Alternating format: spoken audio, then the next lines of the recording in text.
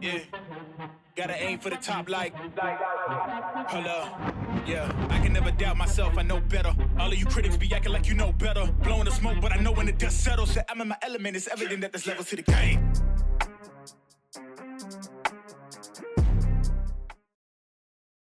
So what's happening, people? Welcome back to the Athletes to Athletes podcast. It's been a while, but we are back and we're ready to dig into a couple different topics that have been floating around. It's always good to be sitting here with my man, Reid Meyer, CEO and co-founder of A2A. I'm Ryan Holmes. And before we get into any of our topics, we always like to do a quick hitter.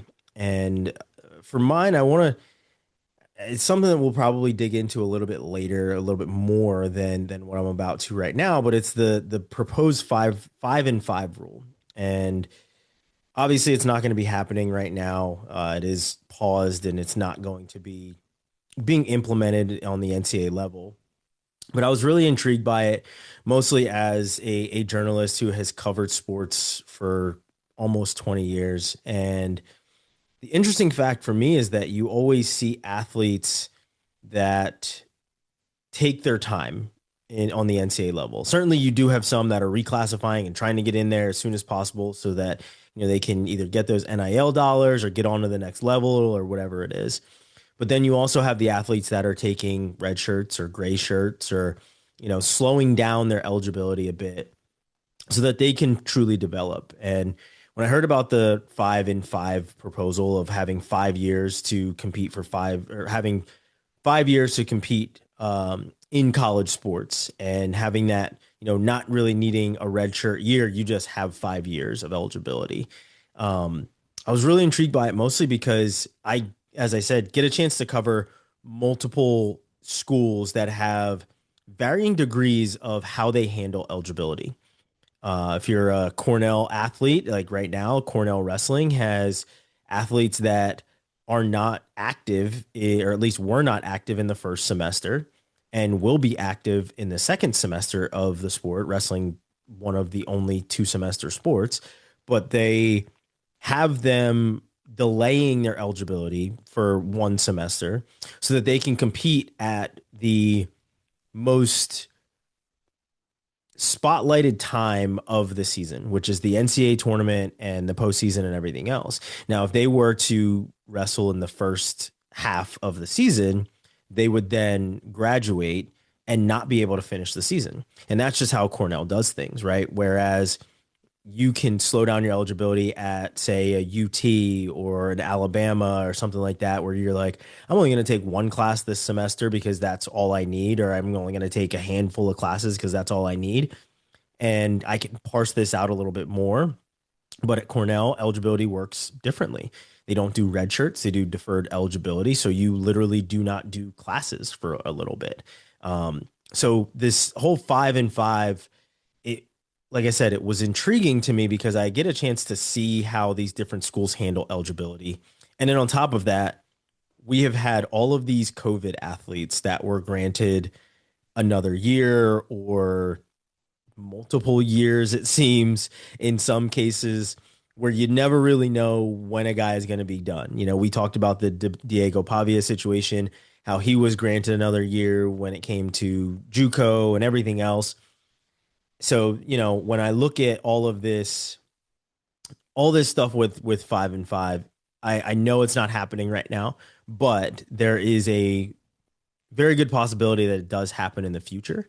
And I'm honestly for it because I feel like obviously different schools will handle things differently, but I am for the rule to be enacted, or at least the eligibility to be enacted, because I feel like there are certain athletes that do need that time to adjust. And even though I don't like all the years of the COVID athletes, I do think that giving an athlete a little bit, maybe another year where they don't have to take a red shirt, gives them more opportunity. And with NIL, you're also seeing that athletes are staying in college longer because they can now make money, and they're leaving with, in some cases, better education as well. So that was what my mind went to as I look at different schools and see how they handle eligibility of who can compete during this semester, who has to sit back 1 semester, whatever it may be. So hopefully in the future this does happen, but until then, it's mostly just a proposal and a talking point.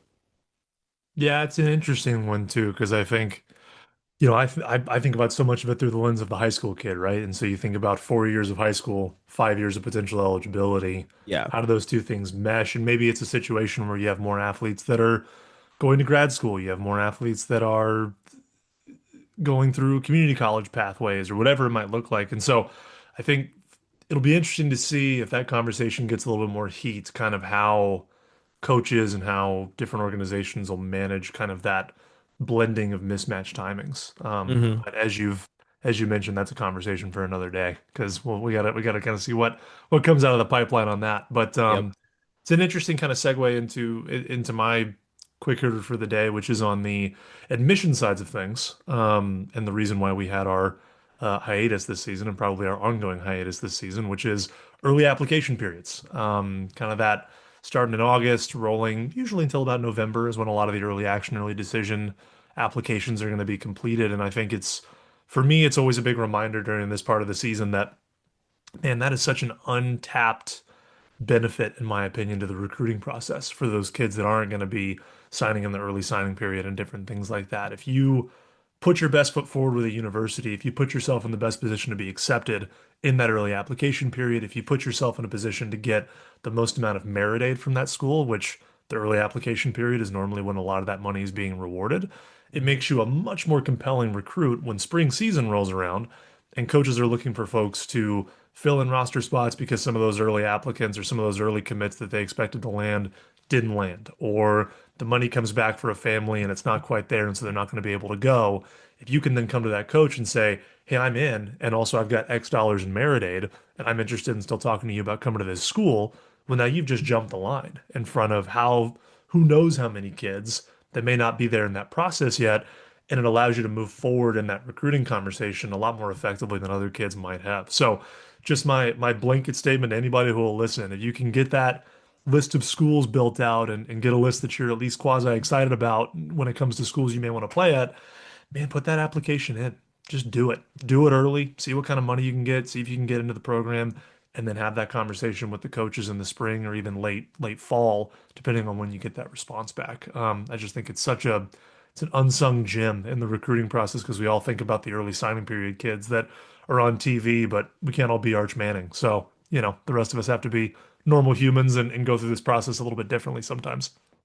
Yeah, I wanted I just before we even get to our topics, we've talked about this early signing day and we've talked about the application period obviously offline, but like when it comes to the early application period, do you see more contention from the student athlete or from the parent?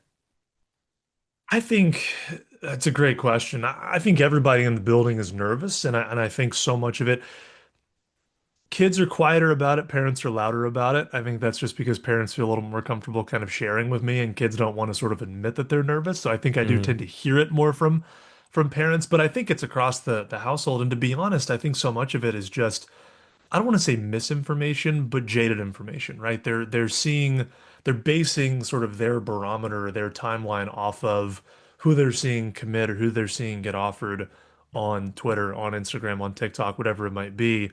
And as all things are with social media and your public persona, only the people that are only bragging happens on that platform. No amount Yeah. of reality exists in that space. And so you don't think about the thousands and thousands of kids that are on the exact same pathway or trajectory as you.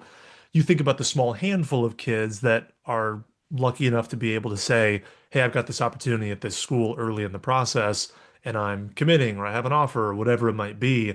And we as humans just fixate on that part of the equation. And so I think so much of it is just reiterating to families that like that's not your pathway, that's not your process, and that's okay. Like if we could pull the room of everybody in this Twitter sphere that you are in right now and see what number of kids are really committing to places, what number of kids are really signing, you'd be shocked at how low of a number that is percentage wise against all of these college opportunities that are going to be fleshed out by the end of that senior year and sometimes even into that summer as time goes on, the recruiting process plays itself out. So no one culprit, I would say, on that. The real culprit is social media, is really what it comes down to. And the fact that Yeah. everyone thinks that these couple of people that have put that out on social media are the only ones that speak for the entire community when it really couldn't be further from the truth.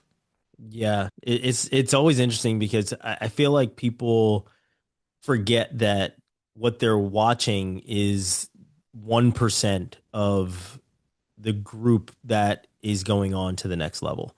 It is not, there is not an abundance of kids and parents that are getting the signing day period during school, right? You're seeing this through a microscope that is the camera lens.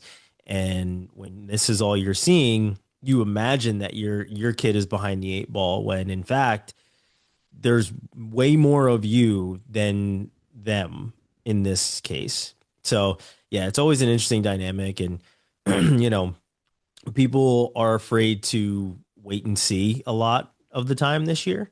And I understand we're talking about early signing, we're talking about this early application period, but being patient in the process has to be at top of mind. Because like I said, it's a 1% game that you're actually getting to see on these ESPNs or in, as you said, in the Twitter sphere, social media game. That stuff is 1% of the 1%. So yeah, it's very interesting, but it is certainly one of those things where people have to realize that there is a larger group of people that need to be patient than it is for the group of people that are able to kind of have their pick of the litter for sure. Um, Hmm. but let's get into our topics, and the first one that we're gonna jump into, and I'm gonna kind of hand it back off to you is the Score Act, and break down what this is, what's the purpose of it, and kind of what you've seen on the landscape when it comes to the Score Act. Yeah, and I think just to kind of give the 10,000-foot view on the conversation today too, I think, we have these two competing pieces of legislation that are in Congress right now. And then we have sort of a third party wild card, if you will, and Cody Campbell and kind of his just own personal feelings on things. So I'm excited to kind of talk about SCORE Act, SAFE Act, which are the two competing legislations, and then kind of what Cody Campbell has in mind, sort of off in Lubbock, Texas, as he continues to purchase a powerhouse athletics program out for Texas Tech. But yeah, the SCORE Act. So this was kind of the first piece of legislation that was introduced post kind of College Sports Commission, post the NCAA going 10 rounds in the courtroom and just getting smacked up and down, left and right. And what I want to do first is just read the main purpose of the SCORE Act because we put that in our notes, and I think it's important to kind of set the stage. The main purpose of the SCORE Act, as it pertains to the congressman who proposed it, is to protect the name, image, and likeness rights of student athletes and to promote fair competition with respect to intercollegiate athletics and for other purposes.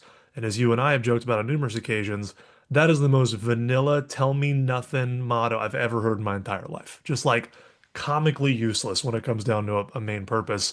And one of the reasons why that is because when you go through and you read the SCORE Act, like it's not really doing much in the way of really making a lot of change. If anything, it's kind of going backwards, is kind of what you and I observed on this. They have some rules in place about if coaches are getting paid a certain amount, then they have to provide mental health services and they have to provide um, uh, physical health services and different things like that. All things that most programs are already providing to their kids to begin with. So seemingly not really a large change in there. Um, the one thing it does do is it talks about sort of protecting student athlete grant aid with scholarships, which is something that theoretically is supposed to be in place at this point. But as you have experienced and I've experienced, even though you're not supposed to lose scholarship monies based on what play you do or don't have, there's a lot of ways around that at this moment. I can't Certainly. imagine the way that this is written. I don't really see that changing. It doesn't necessarily close any of those loopholes. So I guess it's just written down to be written down. One of the other things is that it protects the NIL rights of student athletes, but then it also puts this caveat in there of except for what the bill considers prohibited conversation and part of or prohibited compensation rather, sorry. And part of that compensation is pay for play. Um, So again, like name, image, and likeness, if you're an athlete, if that's what you're known by, but you can't get paid for pay for play, you and I have kind of surmised is that it basically just creates, once again, a bit of a loophole for whoever is determining what that prohibited compensation is to say, this is good, this isn't good, without a lot of real black and white understanding of it's an easy out, essentially, to just say, oh, it's Yeah. pay for play, it's not going to work. But there's no real definition of what that looks like or how you can separate pay for play from an athlete and using their name, image, and likeness. So that's a little bit confusing. And then lastly, kind of the biggest piece of it is, what they're trying to do is sort of author, the last two pieces that you and I really noted are was it prohibits the establishment of employee status, which I think we kind of think is one of the main reasons why they're even writing the bill in the first place, is Yeah. to prevent that employee status from being recognized. It also offers a limited antitrust exemption to the NCAA, which, oh, by the way, is the legislation that's been murdering them in the courts over Yeah. the last, 12 to 18 months. So again, feels a little bit like, okay, we're making this work. And then I think you even added this in here as well, is like it authorizes sort of an interstate collegiate athletic association to establish these rules that they have put in here and these prohibitions and all this kind of stuff, which is effectively just the NCAA. So it's Yeah. kind of this like weird background way to just kind of reinstate the NCAA as or I suppose the CSC, depending on how they want to sort of phrase that, as kind of the boss once again. It saves them from antitrust litigation, and it guarantees that students can't be employees through the different groupings. And so it feels like an act that was written for everyone but the student athletes is what it feels like from the outside looking in. It's very bland in its wording. It's very gray in the way that it defines a lot of things, and it gives a lot of kind of discretionary power to this interstate collegiate athletic association that happens to already be seemingly the NCAA to sort of decide what does or doesn't count towards a lot of these financial things that exist in this Yeah. space. And so, obviously, I want to get your kind of feedback and thoughts on these, or at least get them on mic, because I know you and I have talked about it ad nauseum, sort of in our own chats. But I don't know that ironically, today, actually, day of recording, they thought that this was going to pass, and all the Power Four conference administrators showed up for it to pass in DC, and it was delayed. I think they said with no new date, indefinitely, delayed indefinitely, which everyone kind of thinks is just the death of the act. And so we may have dodged a bullet there, but in the case that we haven't, would love to hear kind of your thoughts um, about this whole thing that they're proposing essentially in the SCORE Act. Yeah, a couple things, right? First and foremost, the blandness or gray area that this plays in, or how vanilla it is the feature, not the bug. And I hope everybody understands that having such a casting such a wide net allows you to say, in essence, kind of whatever you want when it comes to implementing the act and the rules that go along with it, right? So if we don't truly define it, we define it as we go.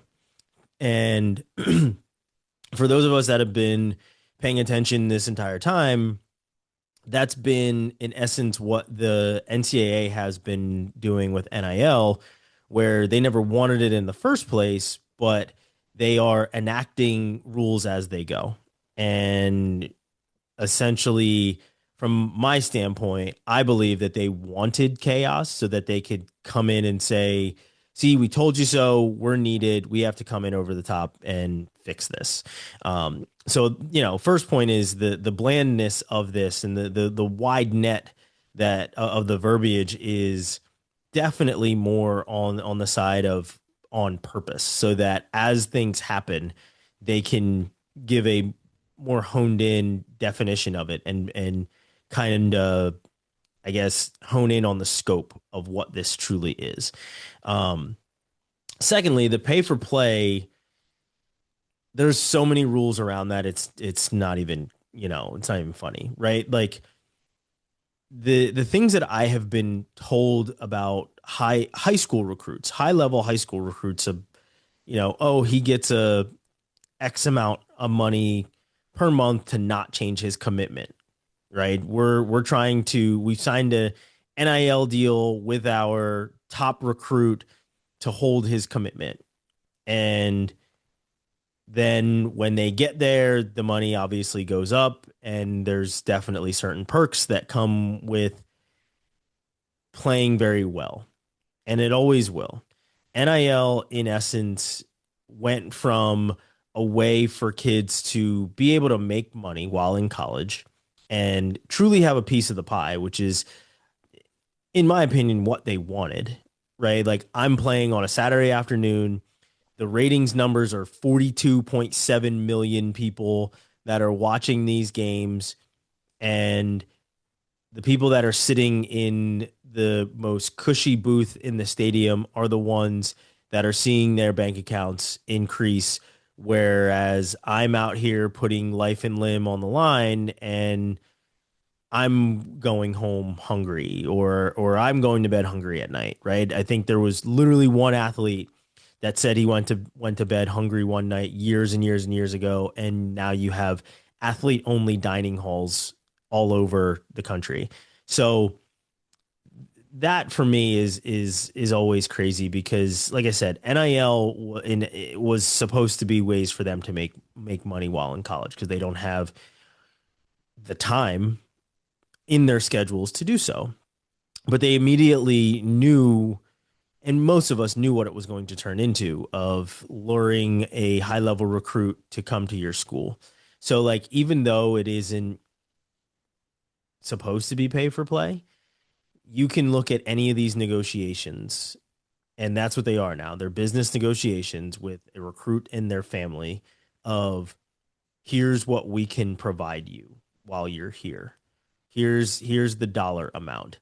So it really truly is pay for play, and we talked, I think, the last time about all the new groups of people that are now overseeing NIL, and whether or not it violates this or violates that. And it's not going to much matter, right? And the last thing that I'll say is, you said that they all lined up in DC hoping this thing was going to pass, and now it's pushed, they kick the can down the road indefinitely. And they don't have a date for when things will take hold. It's a money play for me. It's, if the money shows up, they'll then pass it or vote on it. Or if there's some sort of kickback, government big kickback they can get, then something will come of it. But there was not enough backing from the government in this regard to really care or do anything about it. Even though the Power Four conferences thought it was going to happen and everything else, I feel like the facts and figures are the ones that are changing, and that's what truly gets votes to happen and gets people to look at an act or sign an act or whatever else. So, not to be political or anything else, right side, left side, whatever it is, there's always a money play at stake. And even though this is kick the can down the road and indefinitely, it's until we get enough traction to say, here's, the dollar signs you're looking for, go vote on it, go pass this, go make this happen. Or it's a way that they can now pivot away from the SCORE Act to the SAFE Act. And, there's a lot of overlap, which we'll get into, but there's more that is going to come from obviously both of these, but the overlap is the interesting part for me. But I'm gonna kick it back over to you. Any other thoughts on the SCORE Act, and if we ever see it actually happen, or is the SAFE Act the one that you feel is going to kind of take the reins and move forward? Yeah, it's interesting. I mean, to your point, the point of this isn't to be political, but I do think it is important to note that, like, the SCORE Act is a largely Republican-backed bill. The SAFE Act is a largely Democratic-backed bill. As things happen in Congress and in midterms and things like that, and however long it takes for these things to hit the floor, that could obviously adjust which of these gain traction, which is Mm-hmm. why I think the SCORE Act was trying to push sort of at the rate that it was. And the irony is that, as we're sort of recording this, part of the biggest topics in college sports right now is the sort of vacuum of ethics and maybe money in the college coaching game at the moment, right? We just Hmm. had the whole Lane Kiffin saga going from Ole Miss to LSU. We have James Franklin getting fired, and there being basically just a black hole in Penn State right now. So we have all these things that are happening, but all these things that are happening are surrounded by the adults in the room and not Yeah. the student athletes. And so to propose this bill that seemingly only puts guardrails around kids and then have the adults in the room being the ones who are kind of messing the toy blocks up, it's a weird look for a lot of people from the outside looking in. And so I think it's hard not to think that those two things are a little bit connected in that space. And so I do think that has a little bit to do with the fact that there's a delay here. And then my soapbox 2 cents on the pay for play deal, I agree with you entirely. To me, it feels very much like looking at a sculptor, somebody who sells sculptures or ceramics or whatever it is, and being like, okay, you can come to college, and we know that that's why you're coming to college. That's what your scholarship is for. That's what you're majoring in. That's what you're doing with all of your spare time. You're making galleries. That's great. We're only going to pay you based on how well you can hopscotch over here and recite the alphabet backwards, because that's your name, image, and likeness. That doesn't have anything to do with your pay for play. Doesn't matter how good your ceramics are. Doesn't matter how good your sculptures are. We can't do pay for play. That's not, so to me, it just feels so strange to like build this dam over here when stuff's on fire over to the right and act like that makes any sense to me. I feel like it's almost the straw man fallacy of like, why are we even, why? Of course, this is going to fail if you set the parameters up to fail. It doesn't make any sense to me. Why can't we just be honest with ourselves that these kids are getting money because they're good at this sport and that brings in Hmm. money for the school, and then put guardrails around that so that we have an opportunity at some level of parity within the sports that are sort of really engaging in this. But I don't know. That to me is very confusing why we seem to always argue around the fact that like, yeah, they're athletes. I'll be honest, I couldn't name you one high school kid that's coming into college because of their follower count or anything in between. And not a lot of those boosters could either at these schools. They care that that kid can throw the ball 60 yards or that kid's 75% from the three-point line. Like that's why this is happening. So why can't we talk about that again, like adults in the room and just and make that make sense? But anyway, we could get sidetracked on the Score Act itself for the whole time. We got to move on to the next deal here. And then the next one we're going to talk about is the SAFE Act, and I want you to take the lead on this one, um, partly because you know it so well, and partly because you've actually had some additional conversations and some additional context when it comes to the SAFE Act, to help us sort of better understand it. So take it away on the SAFE Act. Yeah. I was fortunate enough to have the executive director, Mike Moyer. He's the executive director of NWCA, National Wrestling Coaches Association, and he was on my other show, the Quad Pod, where he talks about the SAFE Act and gave a little bit more context to one, the act, but two, what he's doing while being part of the committee that is representing, I believe it's like 16, maybe 20 sports, um, to try and get this passed, and the different stipulations and the different things that they're trying to get put into it. So I wanted to show a clip of him discussing some of the things that they are pushing for in this SAFE Act. And then we'll come back and discuss some of the things that he said. So as a result, we have a very capable lobbying firm down in Washington, D.C. And there's four coaches associations, four Olympic sport coaches associations that are kind of part of like a loosely put together executive committee. And we represent 20 other Olympic sport coaches associations. And we've been, so the four of us, it's wrestling, swimming, volleyball, and track. We've been really narrowed things down to two priorities that we are trying to convince members of Congress to put into any antitrust bill that might be able to make its way through the different layers of approval in Congress. The first one is that there's a requirement that you have to have a minimum of 16 sports uh, as a condition for this antitrust protection. And by the way, the reason the antitrust protection is so important is the lawsuits are lined up as far as the eye can see against the NCAA. Like anytime they try to limit anything, they get taken to court and they get sued over antitrust. So, like the Mhm. longest time, wrestling was allowed 9.9 scholarships. That's an antitrust violation. So today, you're allowed a roster of 30, and by default, the maximum number of scholarships you can offer is 30.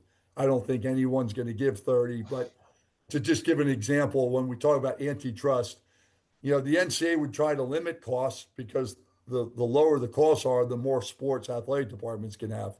But there's been so many lawsuits, that's a thing of the past. So, long story short, we want to have a minimum of 16 sports.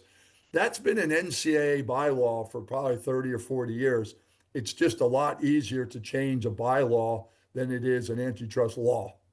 So there's something called the SCORE Act, which has emerged out of the House of Representatives down in Capitol Hill. And we've been successful in getting that priority into this draft SCORE Act. The SCORE Act still has a ways to go to where it's going to go to the House for an actual vote, but nevertheless, it's in there.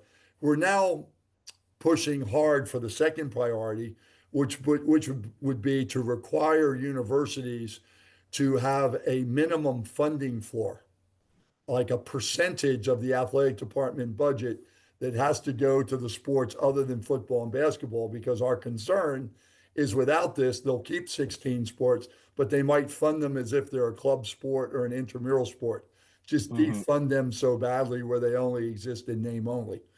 So the good news is these 20 sports that we're representing actually represent 78% of the athletes in college. And so we have a good story to tell, and it's been received very well by both sides of the aisle. But until we actually get it in to this SCORE Act, we can't rest. And then once we get this, whether it's the SCORE Act or any other bill that makes its way through the House of Representatives, there'll be a Senate version. And we're going to want to get our two priorities into the Senate version. So that was Mike Moyer talking about some of the different things that he is implementing in the SAFE Act, or at least him and the group of people that he's working with. And Mike did a great job of, he was kind of wordy on our show, but he did a great job of breaking things down of where their efforts are going to.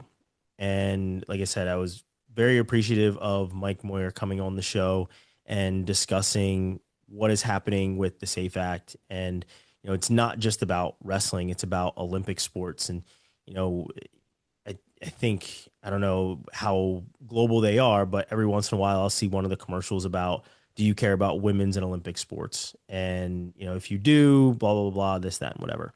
That is obviously part of the same conversation. And the thing that stuck out for me when it came to the conversation with Mike was just when he talked about funding.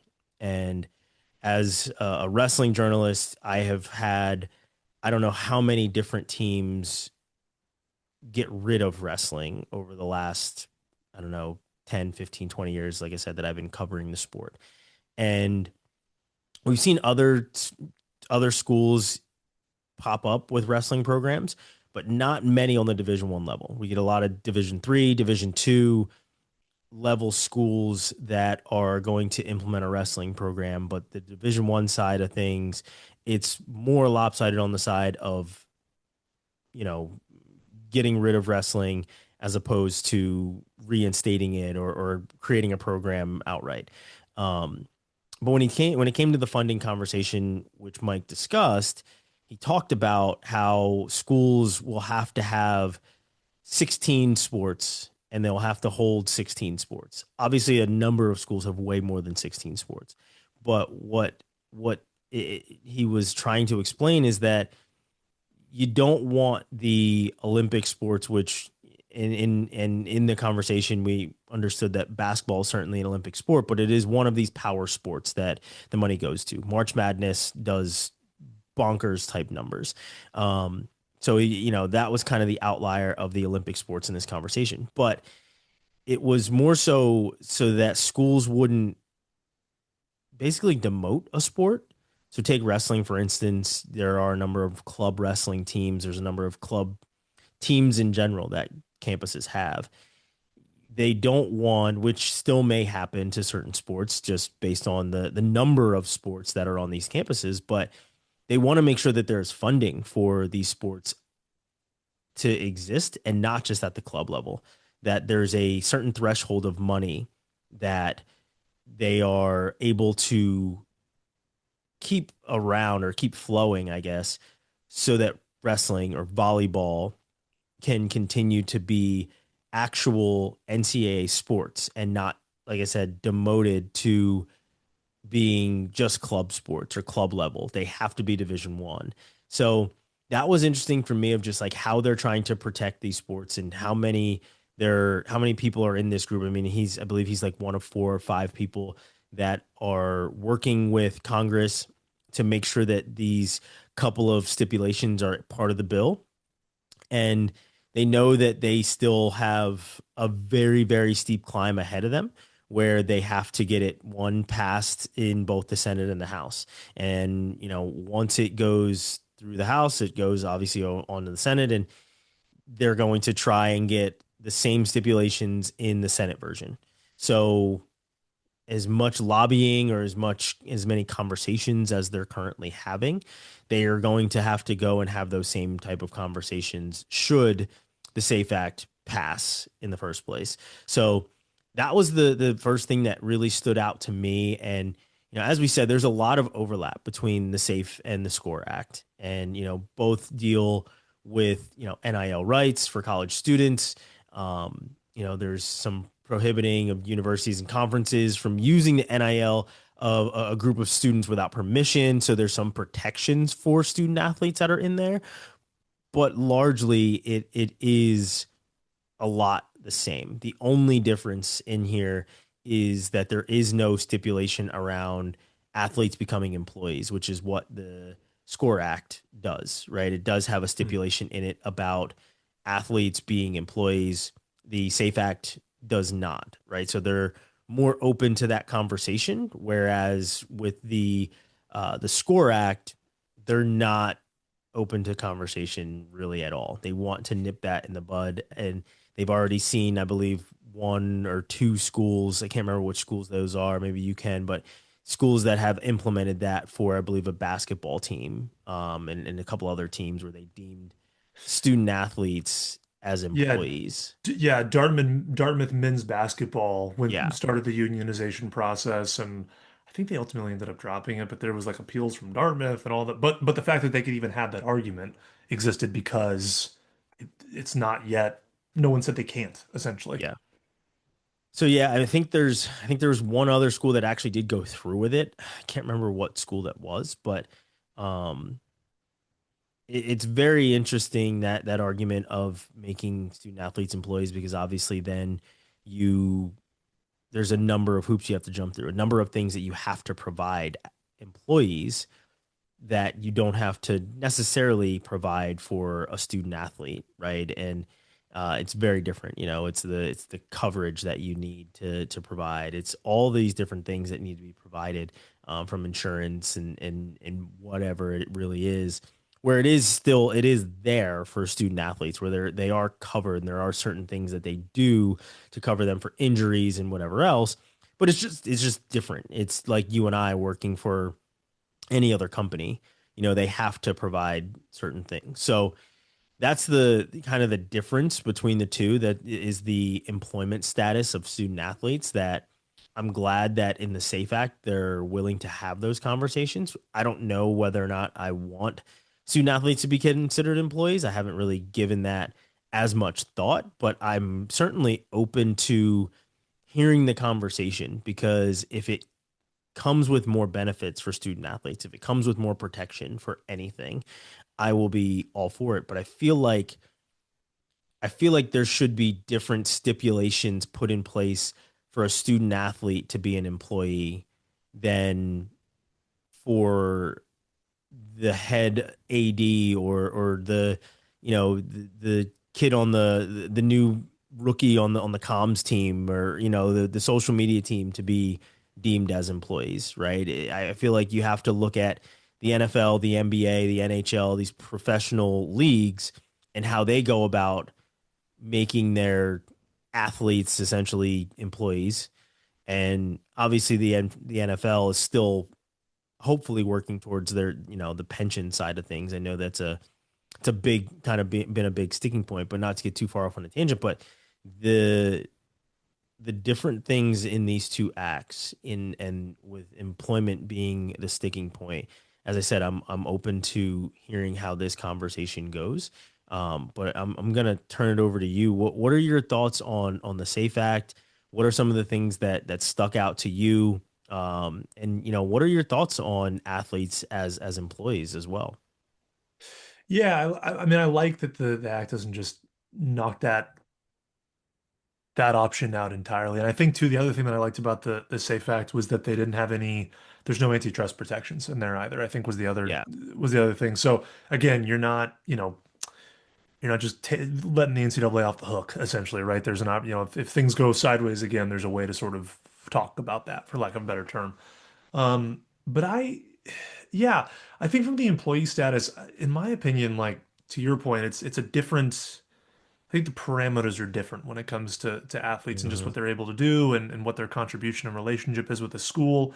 But there's no doubt that it's a symbiotic relationship for a lot of these schools. And I'm not certainly opposed. I think that relationship and that weight looks different based on where you are, right? There's Power Four conferences, there's Division One, Division Two, Division Three, and all of those have their place in the marketplace. But in the same way that we have tiered employment numbers based on, salaries based on where people are performing and what that impact of performance is on the bottom line of a business, I wouldn't be opposed to that same sort of structure being implemented from a student athlete standpoint, right? We already have the term student athlete, and at this point, it's a bad word. I feel like a lot of us don't even like to say it anymore because it just Yeah. represents like avoiding workers' comp, essentially, is what it comes down to. But man, if we could flip that and make that a useful term now, what do we, if we have an employment status that is specific to student athletes and maybe those pay bands are differentiated based on, there's certain base numbers that you hit depending on what division you exist in. And those salaries are capped at certain levels. And then kids get to decide, do I want to get paid a little bit more and maybe set the bench at this school? Do I want to play a little bit more and, go and be at this school? And then obviously your NIL is your NIL, and that you can start to put some real guardrails around what that looks like for a lot of kids because you're not trying to do it all at the same pace. You're making Hmm. sure kids are taken care of. You're making sure that employment status, the benefits that come with that are put into place.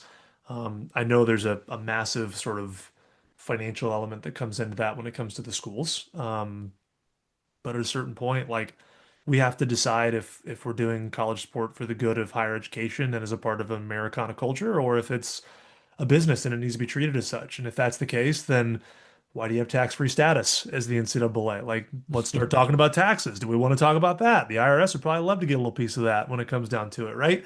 So I think it's right now we're in a bit of a have your cake and eat it too situation, and it feels like the NCAA is seeing just that little bit of power get taken away, and there's a fear and a panic in that, as opposed to trying to sort of iterate and grow with what this is becoming and what the economy of college sport has become. So I'm certainly not opposed to employee status. I think there's obviously a lot more conversation that has to go around it. But once again, if the NCAA isn't willing to sort of come to the table and meet and have those conversations, then we never even know what the opportunities are that exist in that space. We just wait for it to break again, wait for it to go out of control again, and then we blame these kids for trying to take advantage of the one sliver of financial opportunity that they may have in front of them, and they get all the smoke and they get all the heat and they're immature and they don't want to do this or that or whatever. But Lane Kiffin can ditch his team right before the playoffs for $1 million and go to LSU and give everyone the finger. And the guy's just a shrewd businessman. He preyed on it. He's fine. He's good.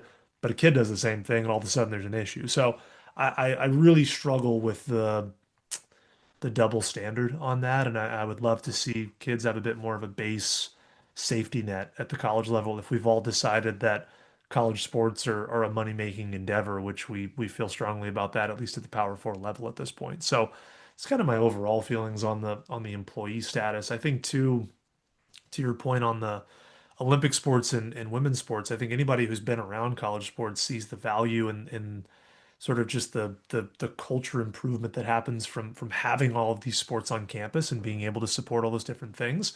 And I would argue it's a lot of what has made us really competitive on an international level. We're one of the few countries sort of very competitive countries that have a decentralized Olympic system because we have such a fleshed out college system. And we sort Hmm. of have this ability to tier kids in different places and do these different trainings. And so to me, to create a structure that begins to sort of tear away at that fiber and take away those opportunities, you either have two, it feels like you have two options in that situation. You either eliminate opportunities for our decentralized Olympic model to improve, which I don't know if you know this about the US, but we kind of care about sports in the Olympics and we sort of want to do well there. We kind of see it as a really big bragging area. So I struggle for that to be the actual result from what we want. But then the other option is if we're going to shed that stuff away and we're not going to create protections for Olympic sports and women's sports in college, then we need to create a centralized Olympic system that supports these kids through that process. And that's government dollars and taxpayer dollars. And so you have to decide which of those demons you want to sort of lean into, essentially. And, as somebody who is a big proponent of college sport, we had Title IX. We had these protections put in place for so many sports, especially on the women's side. And we had these minimums and maximums on scholarships that would make sure there was enough money in the pot for these Olympic sports to have their place at the table. And again, we have to decide as a society, like, is this a full-on capitalist endeavor in college sports? And if it is, then okay, take away your tax-free status, treat it as an endeavor, see how far you get, enjoy that. But if we Yeah. decide that it's a common good and sort of a utilitarian thing that we all invest in because it is American culture, it is Olympic development, it is opportunities for different demographics and socioeconomic units and everything else, then let's be that and let's lean into that and let's not try to cut these corners so that 60 football schools at the top of the rung can pull in as much money as they can, and the rest of the 2,000 universities that are in the United States just absolutely get the finger, and we eliminate opportunities for kids that maybe otherwise wouldn't be able to go to college or wouldn't be able to fund these opportunities or wouldn't know what their potential would be in a particular sport because we never gave them a lane to see it. So I don't know that I guess I feel stronger about that than I thought I did, but that's kind of where I stand on all of that, man. I don't know. I think it's such a bummer that we're watching something that's so ingrained in how we develop athletes and develop people just sort of get penny pinched by a small handful of schools that want to kind of consolidate a lot of that money and a lot of that power in college sports. Yeah, the antitrust of it all is always the funny thing for me because no matter what is proposed from the NCAA side of things, there's always like, hey, let's make sure we can't get sued for this, right? Like when if you actually just did the right thing, just do the right thing. Like it's kind of like a kid, like just don't mess up. I understand you're not perfect, but if your dad tells you not to touch a stove, don't touch the stove. But the NCAA is like, no, we're going to touch a stove and we're going to continue to do it until we get caught. And then I don't really know where we're going to go with it. We're just going to We're gonna continue. blame that person, or we're gonna We're blame gonna, that yeah, the we're going to parent. blame somebody else, right? Like, so it's just the antitrust of it all is just ridiculous for me. I understand what they're doing, right? Like they want to make sure that they're protected, but every time they do something, it's basically an antitrust lawsuit, right? And part of the conversation that that we had with Mike Moyer, he even brings up the fact that wrestling had 9.9 scholarships before all of these things changed. He's like, that's an antitrust. That's an antitrust violation for them to have 9.9 scholarships.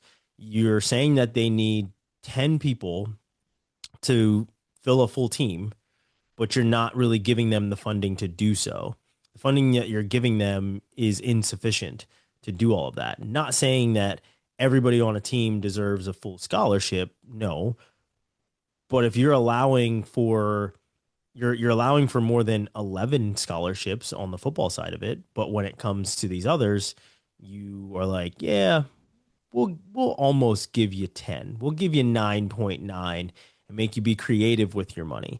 So every time I see a different thing proposed from the NCAA, I'm like, I guarantee you there's some antitrust protection that is in it because that's just how they operate. But I don't know. I'm hopeful as always that the right things happen. I know that they won't. Um, but I hope that for the good of the athlete, things get done correctly, or at least to some standpoint of correctly. it's very rare that it does. And I think NIL was a step in the right direction, but the guardrails weren't there. There's no salary caps. There's nothing. Everything is arbitrary over what's a violation and what's not a violation. So you can't just say, yeah, free for all, and then slap violations on whatever people do that you don't like, when in essence, you didn't tell them that it was wrong to do that. You just allowed the rule change, or you didn't really allow it. You fought the rule change until you lost and said, okay, here, you can have it. I'm not going to do anything about it. And then tried to come in and play the hero and give standards. It just doesn't work that way. I mean, for the NCAA, it works that way, but it's still, ass backwards in my mind. So we'll certainly see what happens moving forward with both the SAFE and the SCORE Act. If you want to hear everything that Mike Moyer had to say, you can head on over to my other podcast called the Quad Pod. So you can look that up on YouTube, Spotify, and Apple, or basically wherever you get your podcast, wherever you're listening to this, you can get that. It was a really good conversation. He gave a lot of insight into the SAFE Act and how they're going about it and what they're fighting for and what they're representing.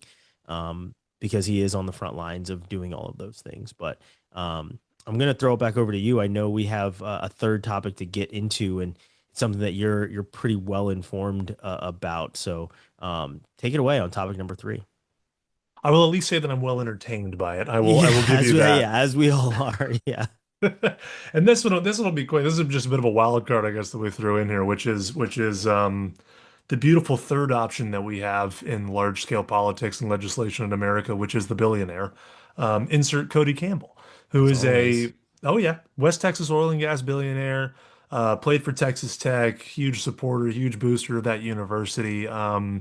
If anybody recognized that Texas Tech was in the softball World Series this last year by a particular pitcher who happened to make it over from Stanford to Texas Tech, this is the guy that wrote the check and made that happen. If you look at the wrote many more after that. Yes, many more after that. Insert number 5 currently ranked Texas Tech University football, right? So clearly he's making an impact in his own ecosystem right now. But a few months ago, especially during the early parts of the football season, I think everybody sort of saw a lot of Cody Campbell's face on commercials, talking about saving college sports and sort of his own iteration of that. And what he's proposing is essentially amending something called the Sports Broadcasting Act of 1961. This Broadcasting Act was essentially allow multiple conferences, so basically all of the NCAA, to bundle their media packages together, as opposed to the ACC, the Big 12, the SEC, whatever, kind of creating these piecemealed offerings.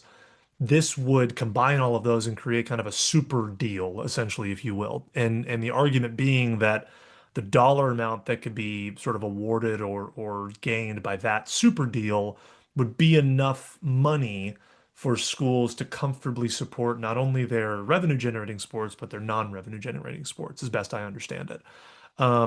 This method is one that is very popular in the oil and gas world, and actually the way that Cody himself made a lot of his money with Double Eagle, which is consolidating a lot of different leases, a lot of different plots of land, putting them together on a large package, and then selling them to a super major corporation for many dollars to kind of have those.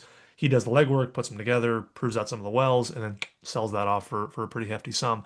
So it's a very similar method to what he's used to doing and where he's found success. And a billionaire will never tell you that they can't do something because they have $1 billion in the bank, so they think they can.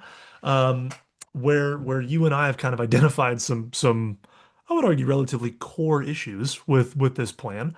Works really well in oil and gas. Oil is oil. Oil doesn't have feelings. Different plots of land can't have emotions on what happens to other plots of land or whether they're being, far more or less valued. But we're seeing this issue in the Big Ten right now as they're trying to gain, private equity support.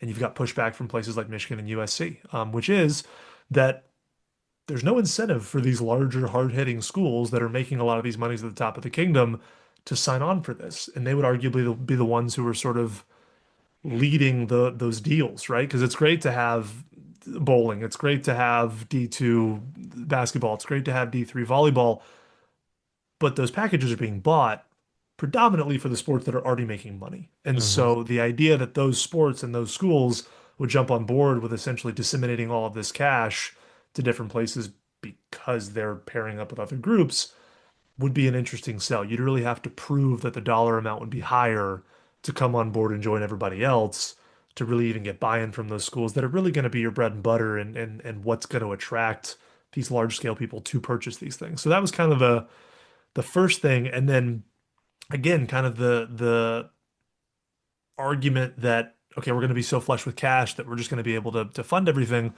Nothing about what he's proposing is forcing schools to put that money into women's sports or Olympic sports. So what's to say that the rich ain't gonna get richer and everybody else can stay where they're at? There's been no indication to me when schools are making a lot of money that they're gonna do anything different now because the government isn't forcing them to do it through Title IX because it's not financially sort of beneficial for them to do it with men's wrestling or baseball or insert other sport here. So what's to say they're going to decide all of a sudden they want to be philanthropic and spread the love once they have maybe a little bit more money in their pocket from putting all this together? So that's the other kind of core issue that we found here is there's no guardrails to force them to do anything with it. And then lastly, you know, there's only so many media companies that can really be in the conversation for this type of deal, for the money they would need to have for the type of payout for the schools for it to make sense for those big schools to even come into it. Like, yes, we have a few large scale groups that could come in and could fight for those, but I don't know if there's enough to really have enough kind of competition to drive that price up to be appealing to folks. And so again, you're bundling all these things together kind of on a hope and a prayer that these media groups are going to be willing to gamble and take all of this stuff over here to get this stuff up here. And then you're gambling that the schools are going to be philanthropic and want to share it with everybody. And then you're gambling that the Power Four schools are going to be willing to sort of share their spoils with all of these schools that they don't feel like are pulling their weight in that space. And so when you start to kind of layer down the different things that it would affect, like, yeah, you personally can write checks for Texas Tech softball, and that's great. And hopefully there's other schools out there that have those same type of people as you. But to get everybody in the boat and row in that direction seems even more unlikely than the SCORE Act or the SAFE Act. And so while it is interesting and while Cody has a lot of money to put himself on TV and make it sound like there's a lot of like already traction on this, it's not oil and gas. And so I think I struggle to see where that's going to find the support and or the goodwill handshake that it is needed to kind of have the effect that it has. But I don't know. I'm curious what your thoughts were kind of reading through our notes on Cody and his grand plans. Well, the the first thing that comes to mind is the number that would be attached to buying this deal would be astronomical. It'd be a insane number. And then the second is essentially you'd be creating a monopoly for one media rights company because they would then essentially own all of the rights to basically everything. And third, it's that he didn't pay attention to Florida State and Clemson over the last year or two. As a Florida State fan, I obviously paid attention to it. And all of the chit chat and, slander or whatever else on Twitter about, yeah, this team thought that they were better off and, this, that, and whatever. This team sucks. Or, yeah, the record is not what you would want as a football fan. However, the premise of it was that their ratings were so much higher than everybody else in the ACC, both Clemson and Florida State, that they were the ones pulling the cart and everyone else was just sitting on it. And if you look at the numbers, it's kind of true. So in that regard and in that effect, they're looking at what their numbers are. They're saying we deserve more. This isn't an equal, they shouldn't have equal say. They're not doing the same amount of work, right? If you're doing a group project and you do 75% of the work and your other people divvy up the last 25% and you all get the same grade, you're like, well, shit, I don't really agree with that. I did most of the work for this project. They didn't do anything. And that's in essence what these schools are saying. So as much traction as there might be from his standpoint, that traction, I guarantee you, is not from the top of the heap in these different conferences. As you said, Michigan already looking at private equity. Florida State and Clemson were looking at either leaving the ACC or renegotiating their rights deal. And there was a bunch of money that was paid out and a whole bunch of things that happened in the resolution of it. But that's why it makes it very hard for me to say that this could even happen, because these individual schools are already fighting for a bigger piece of the pie. They're not going to want to be bundled up with the schools that they already don't think are pulling their weight. So the proof of concept is also flawed because it is not a one-to-one situation. You can't, something that you can do in oil and gas, you certainly cannot do in sports. It just doesn't work that way. At least when it comes to the rights deals, they don't work that way. So I get where his background is. I get where he feels his proof of concept is, but it is a flawed way of thinking. It's not going to work, and it can't, mostly because of all the pushback and arguing and arbitration and court battles that are already going on because of wanting a bigger piece of the pie. So those are my thoughts. One, the number that would have to be attached to this in order to buy this rights deal would be a crazy large number. Two, there's already so many schools that are fighting for more money that lumping them all together is just not going to work. It just can't. And in my mind, it can't work. If in essence I have to eat crow because they figured out some way of allowing one media corporation to buy all the rights, fine. Then I'll certainly eat crow with no sides. But there's a very small, if not zero chance that this happens. It's hard for me to even fathom it happening, to be honest. I think his commercial money's better spent on just buying more players. I think Texas Tech would probably appreciate that. Yeah. I mean, they did continue to write some checks for the softball team, and there's not just a pitcher. I believe there's a catcher that has made the switch to Texas Tech, and that happened after last year's World Series. There's some top players that are headed there. Hey, do what you got to do on the NIL side of it. The media rights, that's a completely different beast, and there's no way that ABC and CBS and ESPN and insert acronym here is going to really allow for one of their competitors to come in and just buy everything. Because inevitably what will happen is what's already happening is you'll have one media rights deal. I've been a part of some of these meetings with media rights. You'll have one media rights deal, and whatever the parent company that owns this deal does not want, they sell off. So if one corporation owns all of it, it's going to be very hard for all these other corporations to even compete. And on top of that, you're not thinking of the programming, where a lot of these games are happening at the same time.